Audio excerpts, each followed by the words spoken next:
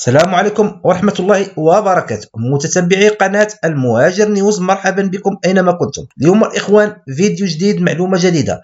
البارح الإخوان تكلمت لكم عن المناطق اللي من المحتمل أنها غادية ترجع للمناطق الجالة. كاينه لومبارديا، كاينه كومبانيا، وكاينه كذلك البيمونتي اللي غالبا غادي يرجعوا المناطق صفراء، واحتمال كذلك الكالابريا. باقي ما كاينش التاكيد لحد الساعه الاخوان، لذلك تنتظروا الساعات القادمه باش يكون واحد التاكيد الاخوان، وغادي نقولها لكم. المهم الاخوان، اليوم جايب لكم خبر زوين على الجلبه اللي غادي تكون في المغرب، اللقاح اللي غادي المغرب يعمل به. كاين واحد الخبر زوين كذلك.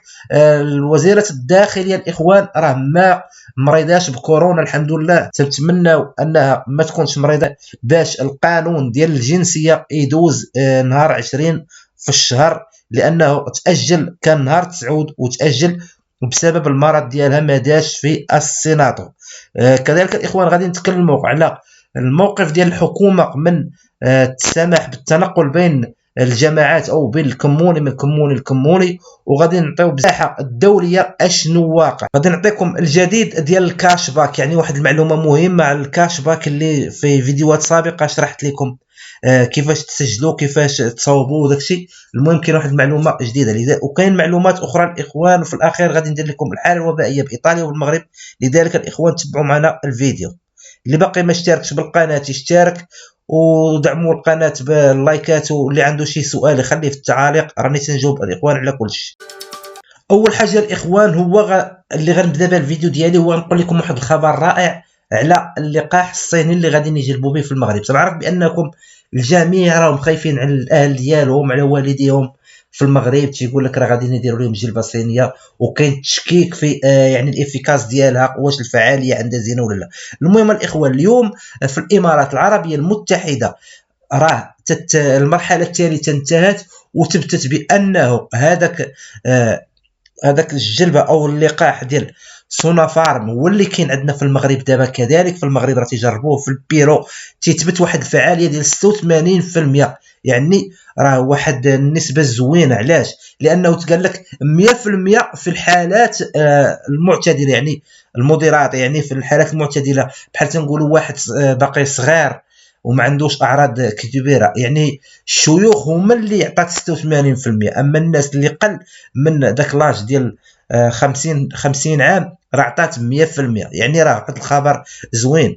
الامارات العربيه المتحده دابا راه وافقت عليه رسميا، وغتبدا به الجلبه في البلاد كامله.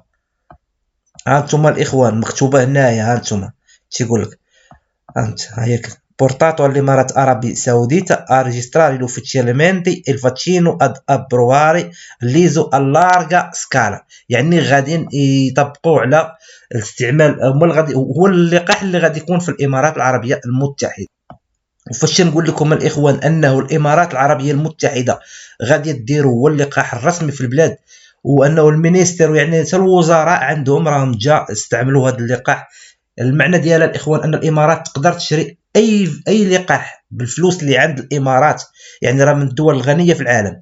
تقدر تشري هذوك اللقاحات الامريكيه، تقدر تشري الالماني، تشري جميع اللقاحات. ولكن وافقت في الاخر انها يعني عند العلماء، هي عند العلماء ديالها. الامارات عندها قد تشري الادمغه وتديرهم في البلاد ديالها. يعني وافقت بانه هذا اللقاح ديال الصين هو اللي غادي تعتمد عليه. وكما تشوفوا مكتوب هنا الاخوان، ها انتم شوفوا ذكرت سميه المغرب هنايا. تيقول لك ستوديو dall'efficacia del vaccino Sinopharm sono in corso anche in Perù, Argentina e Marocco. قالك حتى المغرب راه محسوب. لذلك الاخوان بنادم غير باش يهنا شويه، لانه هذا اللقاح بانه ماشي خايب يعني مزيان. الناس راهم خايفين صراحه، الناس خايفين تيقول لك غادي نجربوه فينا. كما تشوفوا الاخوان من الخبر اللي قدامنا بانه لوتشان مورغيزي راه نيجاتيف الكوفيد. يعني راه نهار دار داك النهار كما تيشرح المدير العام ديال لوسبيطالي ديال سان اندريا دي روما، تيقول لك بانه من وراء هذاك الطامبون اللي درنا راه نهار 7 ديسمبري. قال لك بقى عندنا واحد يعني بحال الشك الكودارو، لانهم هاد البرلمانيين وهاد الوزراء تيديروا واحد تيديروا واحد التحليله يوميا، حتى هما تيديروا تحاليل يوميا، تحاليل سريعه تيديروها يوميا. قال لك درنا لها جوج تحليلات نهار 9 ونهار 10 وخرجوا نيجاتيف. قال لك خرجوا نيجاتيف، لذلك قال لك كاين ايرور قال لك في هذه التحليله. كما تشوفوا لا مورغيزا الاخوان كاعيه هازه يديها، لانه ديها الاميغراسيون اللي غادي تغير به الجنسيه وغادي توليها الاخوان، يعني تقدر توصل من عامين حتى 3 سنين. راه ما داش نهار 9 في الشهر اللي كانت مقرره يدوز فيها بسبب الاصابه ديال هاد الوزيره بكورونا فيروس، ولذلك راه تاجل الى غايه يوم 20 من هذا الشهر. اجابه على واحد السؤال ديال واحد الاخ اللي قال لي بانه الكاش باك راه ما خدامش، بانني راه تقديت بهذيك سكيدا او البوستا باي اللي دايره في الكاش باك اللي اتافي بها، دار بها لاتيفاسيون ديال الكاش باك كما تشوفوا هنا الاخوان. ها هي انا اتجورنا راه اتيفاتو، خاصها تكون هذه زرقاء كما تشوفوا هنا فين كاين هذا الماستر كارد تكون زرقاء. قال لك انني يعني تقدر دير اكثر من كارت الاخوان، اكثر من وحده تقدر دير، لا عندك جوج سكيدات ثلاثه تقدر ديرهم. المهم هو قال لك ما توصلتش بالفلوس. الجواب هو هذا، انك مني تدير تتقدى بديك السكيده اللي انت روجيستريتيها بير الباغامنتو تتخص 72 ساعه باش تريزولتي عندك في هاد الاب ديال ايو. هذا هو اللي كاين، يعني ماشي بحال لي اب الاخرين بالزربه بحال بوستا باي. الاب بوستا باي بالزربه تتبين لك الا مشات شي حاجه ديال الفلوس من السكيده ديالك تتبان، الا خسرتي شي حاجه تبان لك.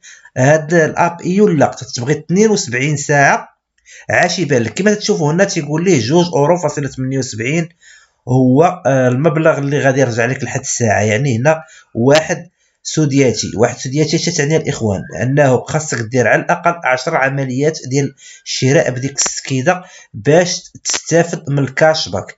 ماشي المهم هو القيمه ديال داك العمليه، الا تقدر تشري غير قهوه في البار وتخلصها بديك السكيده اللي انت روجيستريتيها وراه تحسب لك بانك درتي عمليه شراء. المهم اقل حاجه باش تقدر تستافد من الكاش باك هي 10 ديال العمليات، وتقدر دير اكثر، يعني هذه غير اقل. اما تقدر دير حتى 100 عمليه. المهم راه غادي يرجعوا لك 150 اورو، يعني 10% ديال 1500 اورو الا خسرتيها. ولكن الا بغيتي تشري شي حاجه بحال داك نقولوا بغيت تشري ثلاجه وهي ساويه 500 اورو، هما ما غيردوش لك 10% ديال 500 اورو، غادي يردوا لك 10% غير ديال 150 اورو. يعني كوين ديت شي ايرو غادي يردوها لك. لذلك الاخوان ردوا البال، انا غير بغيت نعطيكم كنصيحه هذه وصافي. كما تشوفوا الاخوان حنا داخل الموقع، يعني الخبر الرسمي الاخوان حنا من داخل الموقع ديال وزاره الخارجيه الايطاليه. اش تيقول الخبر ديال اليوم الاخوان اللي من داخل هذا الموقع؟ هنا تتوجه الحكومه الايطاليه تتوجه واحد التحذير، تتقول بانه تنحبذوا انكم ما تسافروش، يعني ما تخرجوش خارج ايطاليا في هذا الوقت الراهن، لان الامور لا تبشر بخير، ويقدر في اي وقت الحدود تسد ديال هاد الدول اللي غتمشيو ليها. لذلك ما تريسكيوش، والحكومه يعني من بعد ما تقولوش انها سمحت فينا، لانه فاش غادي تسد الحدود بحال العام اللي فات الاخوان يعني راه خاصها بزاف ديال الوقت باش تنظم تمشي تجيب الرعايه ديالها، يعني الاجلاء ديال الرعايه تيكون مشكل. وكذلك الاخوان ابتداء من نهار 10 ديسمبر راه طبقت انه اللي بغى يدخل ايطاليا ويكون خارج او يكون خارج من ايطاليا وداخل الاتحاد الاوروبي، يعني يجي من شي منطقه من الاتحاد الاوروبي ويبغى يدخل ايطاليا، راه ضروري الاخوان خاصو يجيب الطامبوني بي تي ار. اجي نشوفوا الخبر الاخوان اش يقول. هاد لا ليست الاخوان اللي غنوريكم دابا ديال هاد الدول اللي تتشوفوا قدامكم كما تتشوفوا راهم ابتداء من 10 ديسمبر 2020. يعني اي واحد في هاد الدول وبغى يدخل ايطاليا راه ملزم باش يجيب التيست بي تي ار باش يقدر يدخل الاراضي الايطاليه.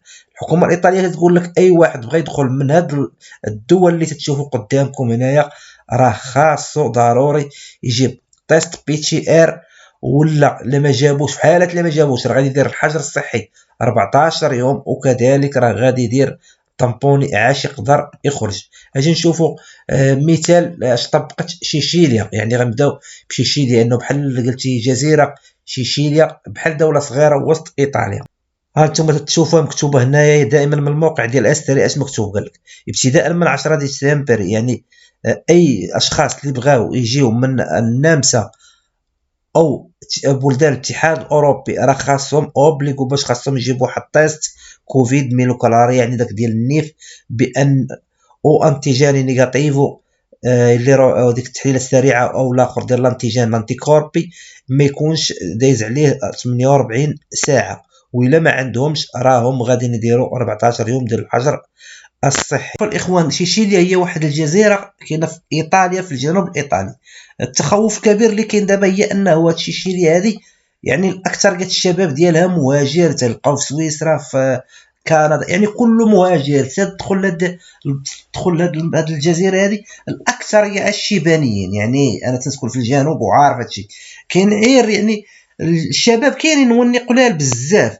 الحكومه ديال تما يعني الغوفرناتوري تاع هذيك سيشيليا هي تابعه ايطاليا، عطاهم قال لهم من نهار 14 من 14 ديسمبري حتى 7 جنايو اي واحد بغى يدخل لسيشيليا خاصو يتسجل في واحد البلاتفورما سميتها سيشيليا كورونا فيروس بونتيتي، وقبل ما يدخل سيشيليا من الفوق خاصو يجيب لهم تيست بي تي ار قبل من 48 ساعه يثبت بانه خالي من الفيروس، وبني يدخل من وراها بخمس ايام غادي يدير عاوتاني واحد التيست تثبت بانه راه ما مريضش. وإلا ما التزمش بهذاك الشيء اللي سبق جابش معاه البي تي ار غيديروا ليه الحجر الصحي ديال 10 ايام، ما يخرجش من الدار، يعني بالمخزن يوقف عليه ما يخرجش من الدار، وممنوع شي واحد يتلاقى معاه، يعني حجر صحي وقاصح. قدروا ديو حتى شي اوطيل وسدوا عليه. الاخوان نعطيكم الجديد فيما يخص يعني الحاله اللي كاينه في اوروبا دابا مع النطالي وهاد كورونا فيروس. يعني واحد الاجواء اللي هي مزيره بزاف، يعني النيرفو بزاف، الناس معصبه، الدول يعني تتكافح باش ما توصلش لواحد الترسا اون داتا. كما تشوفوا هنايا جرمانيا يعني جات حتى النطالي تقول لهم خاصنا نديروا اللوك داون صوبتوا، يعني غيتجمعوا نهار الحد باش غادي يشوفوا يسدوا. جرمانيا غادي تسد بحال اللي سدت العام اللي فات، لانها سجلت البارح 30 الف حاله اصابه. يعني خرجت رئيسه الوزراء انجيلا ميركل البارح تتبكي وقالت لهم الله يرضي عليكم شدوا ديوركم ما تخرجوش، بحال ما بالمعنى فاش تخرج رئيسه حكومه تتخرج يعني انجيلا ميركل يعني اقوى امراه في العالم دابا اللي كاينه وتتقول للشعب شدوا ديوركم. القضيه الاخوان راه لا تبشر بخير. الرئيس كونتي كذلك يعني من توجه واحد النداء من الاتحاد الاوروبي، يعني دابا هو راه بلجيكا تيديروا اجتماع الاتحاد الاوروبي، قال لهم راه حنا الاتحاد الاوروبي ككل قال لهم مجموعين باش نتفاداو واحد ترسا اون داتا. لذلك هو الاخوان لحد الساعه راه باقي ما موافقش على التنقل بين الكمونيات، يعني بين الجماعات ما موافقش، وقال لهم الا وافق البرلمان انا ما نقدرش نتحمل. رئيس الدوله مطهري حتى هو تيوجه واحد النداء وقال لك سيرفنا سيريتاي ونيتاي خصنا نبقاو متوحدين وخاصنا نكون يعني نشدوا الامر بجديه. الولايات المتحده دوك يعني بعدد الاصابات الكبير اللي تتسجلوا يوميا، يعني داروا واحد السرعه باش غادي نبداو النهار اثنين وثلاث راهم غادي يبداو في عمليه التلقيح، غادي هما غادي يديروا داك التلقيح ديال فيزر، يعني راه هما الاولين اللي غادي يتلقحوا به. هانتوما الاخوان كما قلت لكم هنايا، قلت لكم بانه كونتي راه معارض هنا تيقول لهم بالنسبه للسبوستامنتي tra comuni e natali il Parlamento si assume la responsabilità, non possiamo permettere occasioni di convivialità tra parenti. يعني قال لهم اميتشي كونيشنتي، قال لهم حنايا خاصنا نبقاو شادين هاد يعني مطبقين هاد الريسيسيون، يعني مزيرين ومانعين التنقل بين الكمونيات، لانه خايفين من واحد من ورا النطاليا، ماشي الناس اللي دوز النطالي ومن ورا النطاليا الاخوان نوقعوا في كارثه. فرنسا بدورها خرجت 100 الف ديال البوليتزوت يعني الشوارع، دابا خرجوا للشوارع الجندارم البوليتزوت كلشي خرج باش يعني يحافظوا على الامن وكذلك التباعد الاجتماعي وداك الحظر ديال التنقل. يعني باش تطبق القانون في فرنسا اضطروا انهم يخرجوا 100 الف بوليتزوت للشارع، يعني هما اللي سهروا على احترام القواعد. كما تشوفوا هنا المينيستيرو ديال لافاري ريجيونالي فرانسيسكو بوتش كذلك تيقول لهم ما خاصناش نوافقوا على التنقل يعني بين الجماعات الكمونيات، ما موافقينش عليه لانهم خايفين من واحد يعني اصابات يوليو كثار، ما غاديش يبقاو السبيطارات قادين هاد الاصابات شادينهم. جاء انهم عارفين من وراء المقالي غادي يكون الحال بارد، غادي تكون الانفلونزا الموسميه، ومعها غادي تكون كورونا بالزربه تقدر تنقل بين الافراد. وهذه هي يعني اخطر مرحله اللي غتجي، هي هاد شهر واحد والنص ديال شهر جوج، يعني شهر ونص غادي تكون حاسمه الاخوان بالنسبه للمرض ديال كورونا. لانه الى قدروا يشدوا، يعني نقولوا غير يشدوا، ما نقولوش يهبطوا، غير يشدوا الحالات كما هي دابا ويديروا لو فاتشيني يبداو في التلقيح، نقدروا نوصلوا النتيجه. سينو الاخوان غادي ما يبقاوش يقدروا يداركوا الموقف.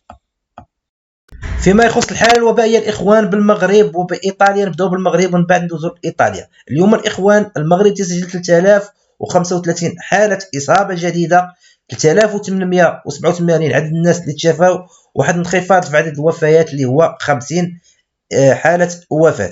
نشوفوا الاخوان توزيع هاد الحالات بالمغرب. كما تشوفوا الاخوان الدار البيضاء 16 1133 حالة إصابة و16 هو عدد الوفيات. الرباط سلا القنيطرة 538 هو عدد الإصابات.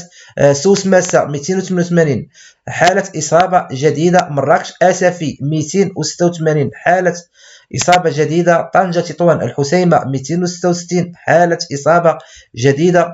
الجهة الشرقية الإخوان تسجل 108 حالة إصابة. فاس مكناس 100 بني ملال خنيفرة 87. العيون الساقية الحمراء الإخوان تسجل 78. قلميم واد نون تسجل 68. وأخيرا درعا تافلات 56. والداخلة وادي الذهب 27 حالة.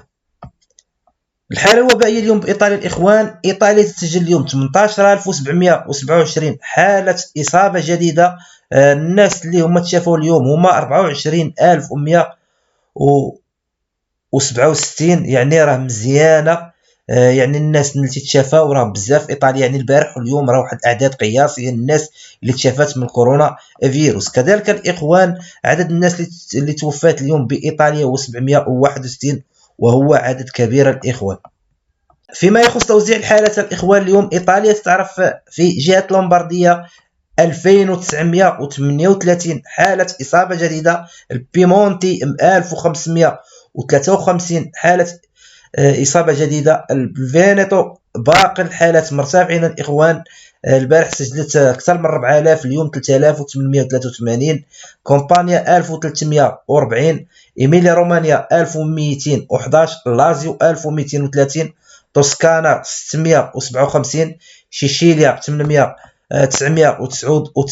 بوليا 1813. ليغوريا 340. ترنتينو التو اديج 412. فرولي فينيزيا جوليا 843. لامارش 483. ابروزو 262.